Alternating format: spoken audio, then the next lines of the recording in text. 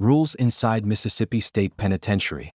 In the Mississippi Delta, surrounded by flat farmland and miles of isolation, sits one of the most controversial prisons in American history. The Mississippi State Penitentiary, better known as Parchman. For over a century, this prison has operated under a strict, evolving set of rules. Rules that govern everything, from how inmates speak, to where they stand, to how they survive. Some of these rules are written in official policy manuals. Others are unwritten, enforced not by officers but by inmates themselves. And understanding these rules is the key to understanding what life inside Parchman is really like. Because here, breaking the rules doesn't just mean punishment. It can mean danger. Today we're going inside Mississippi State Penitentiary to examine the real, documented rules that shape daily life behind its walls. What is Parchman? The Mississippi State Penitentiary, located in Sunflower County, opened in 1901. From the beginning, it was designed differently from most prisons in the United States. Instead of a traditional prison structure, Parchman was built as a penal farm, a system where inmates worked the land, growing crops like cotton under supervision. In its early decades, this system closely resembled forced labor practices tied to the post-slavery era. Historical records show that inmates, the majority of whom were black, were forced to work long hours under armed supervision. Over time, reforms changed parts of the system. But the structure of Parchman, physically and culturally, still reflects that history. Today, the prison holds thousands of inmates across multiple housing units. Each unit operates with its own internal structure, but all follow a core set of institutional rules enforced by the Mississippi Department of Corrections. And those rules begin the moment an inmate arrives. Rule number 1. Intake controls everything. The first rule of Parchman is simple. The system decides who you are, immediately. Every inmate entering Mississippi State Penitentiary goes through an intake and classification process. This process determines nearly every aspect of their prison life. Classification is based on several documented factors: criminal history, sentence length, behavioral record, security risk level, medical and mental health needs. From this, inmates are assigned to specific housing units. Maximum security inmates are placed in more restrictive environments. Others may be assigned to general population units, or, in some cases, work assignments. But here's what makes this rule critical. Once assigned, movement between classifications is limited and often slow. According to reports from the Mississippi Department of Corrections and Oversight investigations, delays in reclassification have been a recurring issue. This means inmates can remain in unsuitable or unsafe housing longer than intended. And that leads directly to the second layer of rules, where location inside the prison can determine your level of safety. Rule number 2. Housing defines your daily life. At Parchman, where you are housed isn't just about security level, it shapes your entire daily existence. Some units consist of dormitory-style housing, where dozens of inmates share a single space. Others are made up of individual cells, often used for higher security classifications. One unit in particular, Unit 29, has been repeatedly cited in investigations and media reports for poor conditions. In 2020, the U.S. Department of Justice found that conditions in parts of the facility violated the Constitution. The report cited issues including violence between inmates, inadequate supervision, delays in medical care, unsafe living conditions. These findings were not based on speculation. They came from official inspections and documented incidents. But here's the rule that matters most inside the prison. You adapt to your housing unit, or you don't survive it. In dorm-style units, inmates must navigate shared spaces, informal hierarchies, and limited privacy. In more restrictive units, isolation becomes the defining factor. And while official rules are enforced by correctional staff, there is another system of rules that exists alongside them. Unwritten, unpublished, but widely acknowledged. We'll get to those soon. Rule number 3. Movement is controlled, always. Inside Parchman, movement is not a right, it is a controlled privilege. Every step an inmate takes inside the facility is governed by a structured schedule. Movement typically includes scheduled meals, yard time, medical visits, work assignments, religious services. Outside of these approved periods, inmates are expected to remain in their assigned areas. Unauthorized movement can result in disciplinary action, and in some cases, lockdown. Lockdowns can be imposed for multiple reasons: security threats, ongoing investigations, staff shortages, incidents of violence. During lockdowns, inmates may be confined to their cells or housing areas for extended periods. Reports have documented instances where lockdowns lasted days or longer. This creates a system where time itself becomes part of the punishment. Because in Parchman, freedom isn't just taken away, it's scheduled. Rule number 4, discipline is formal and documented. Inside Mississippi State Penitentiary, discipline follows a structured system, one that is defined by official policy and documented procedures. When an inmate is accused of breaking institutional rules, the process typically begins with a rule violation report, often referred to as an RVR.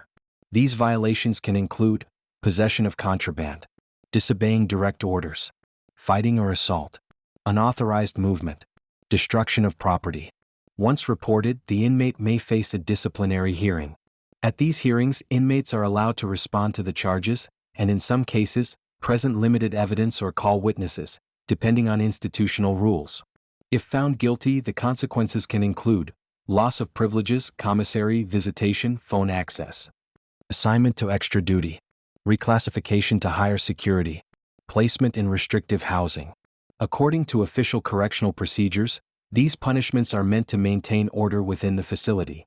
However, investigations and reports have noted that access to fair disciplinary processes can vary, especially in overcrowded or understaffed conditions.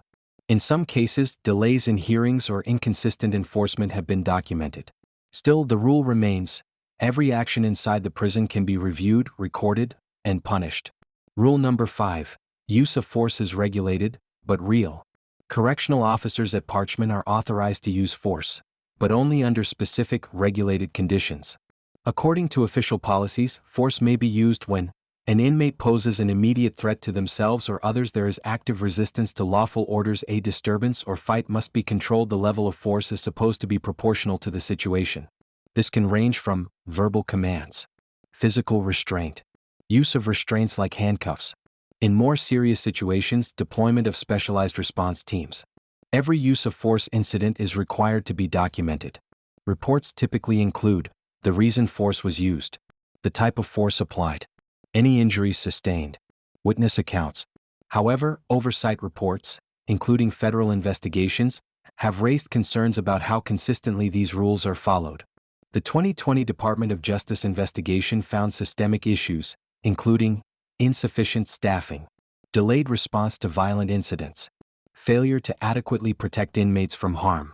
Importantly, the report focused not only on excessive force, but also on situations where force was not used when it should have been to prevent violence. This highlights a critical reality. In Parchman, the risk isn't only what officers do, it's sometimes what they cannot do in time. Rule number 6, restrictive housing changes everything. One of the most serious consequences inside Parchman is placement in restrictive housing, sometimes referred to as segregation or solitary confinement. This is not a separate prison, but it operates like a different world. In restrictive housing, inmates are typically confined to a cell for up to 22 to 23 hours per day. Movement is minimal and tightly controlled. Social interaction is extremely limited. Meals are delivered through cell doors. Placement in restrictive housing can occur for several reasons: disciplinary punishment, protective custody, ongoing investigations. According to correctional policies, these placements are reviewed periodically. However, oversight reports and advocacy groups have raised concerns about length of confinement, mental health impacts, limited access to programs or services.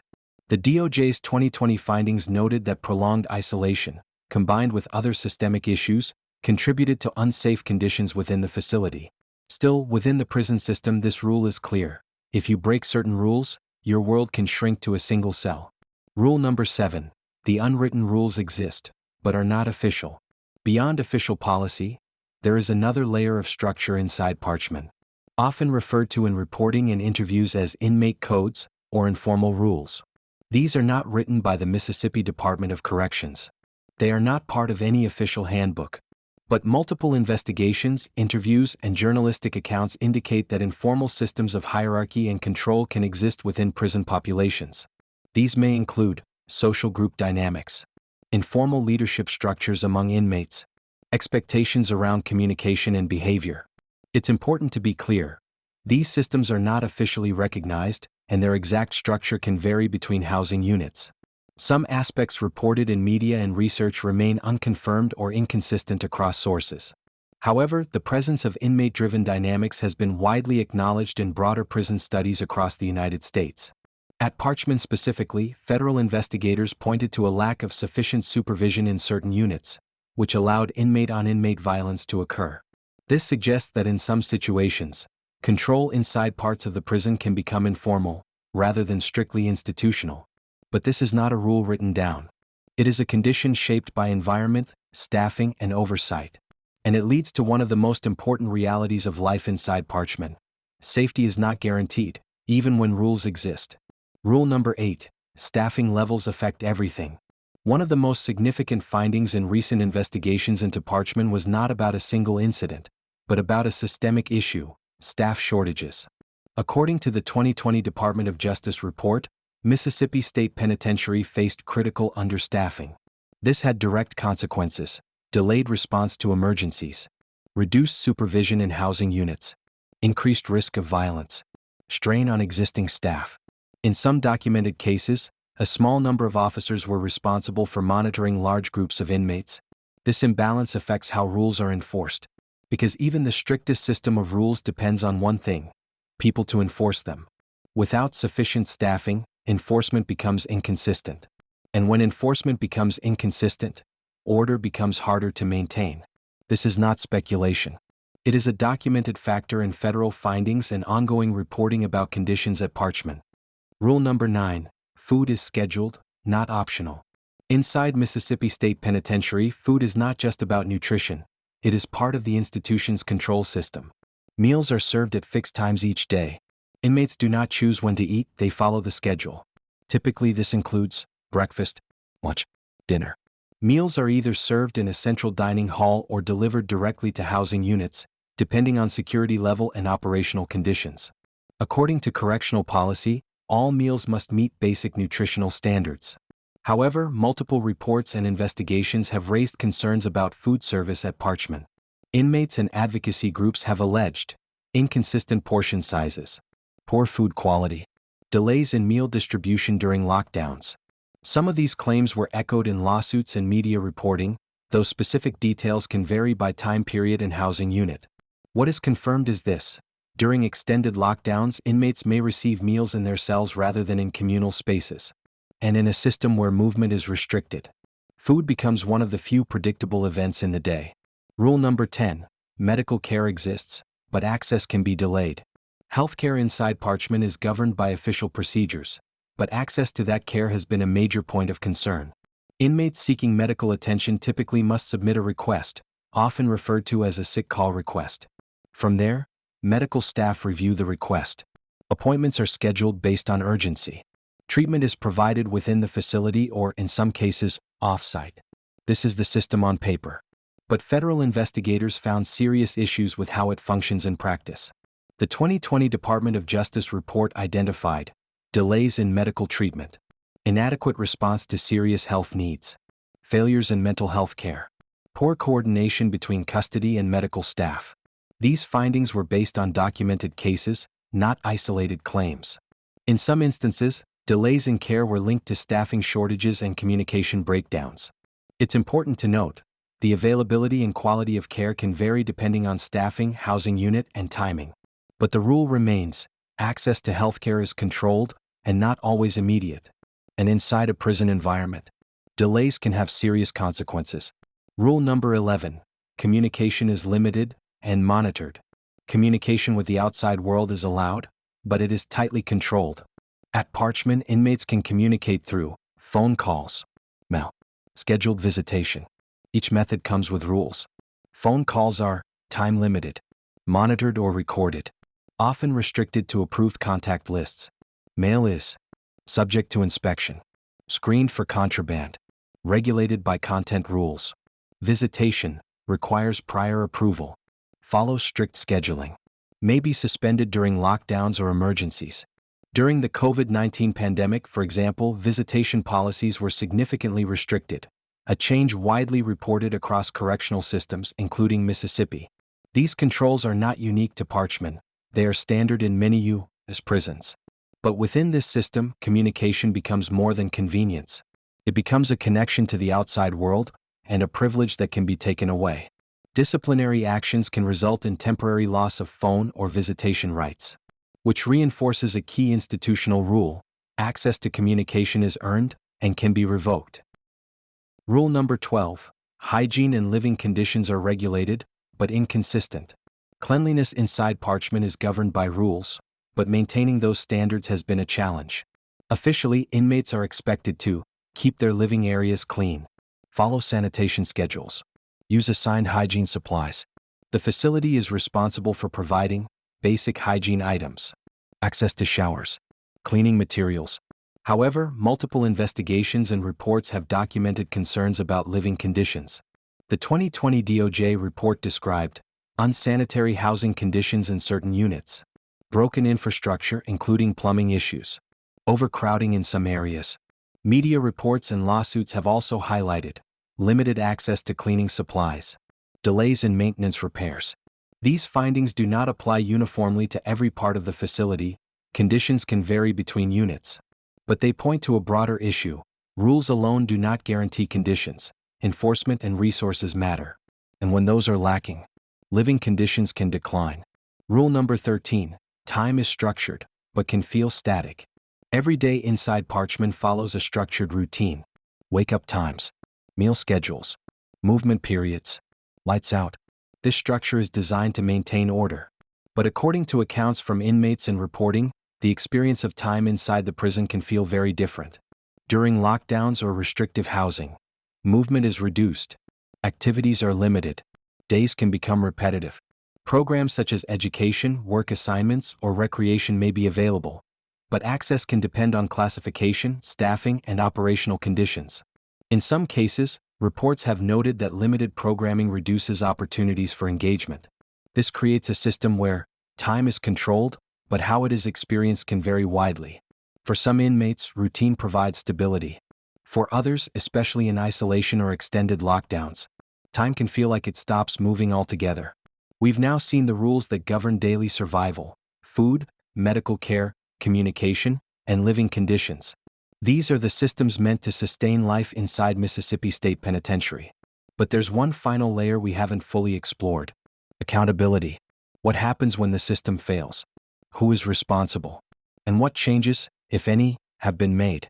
Mississippi State Penitentiary is more than just a prison. It's a system shaped by rules, history, and ongoing scrutiny. Some of those rules are written in policy. Others are shaped by conditions on the ground. But one thing is clear: what happens inside places like Parchman doesn't stay there. It raises questions about justice, accountability, and reform. If you found this documentary informative, make sure to like, subscribe, and turn on notifications for more fact-based crime and prison stories. And if there's a facility or case you want us to cover next, drop it in the comments. Until next time, stay informed.